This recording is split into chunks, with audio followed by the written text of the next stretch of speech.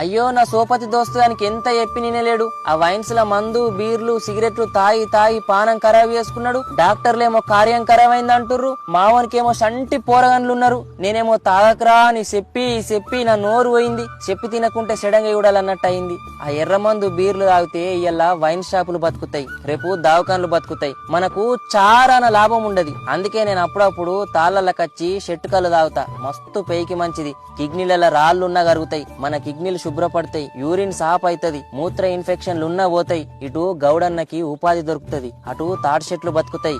ఆకాశంలో ఎత్తులో ఎగిరే పక్షులకు చెట్టు నివాసం అవుతుంది. ప్రకృతి వైవిధ్యాన్ని కాపాడినోళ్ళమైతాం. ఎండాకాలంలో తాటి ముంజలు తినచ్చు. మంచిగా మీరందరూ గౌడన్న దగ్గరికి పోయి, గౌడన్న మాకు మంచి కళ్ళు పోయే 10 రూపాయలు ఎక్క తీసుకున్నా మంచిదే అని చెప్పి కళ్ళు తాగుర్రి. గౌడన్న వృత్తిని కాపాడుర్రి, ఆరోగ్యంగా ఉండుర్రి, భూమి మీద ఉన్నందుకు భూమిని కాపాడుర్రి. మరిన్ని మంచి వీడియోల కోసం నన్ను ఫాలో అయ్యుర్రి, అటు గౌడ్ సాబ్కి షేర్ చేయుర్రి.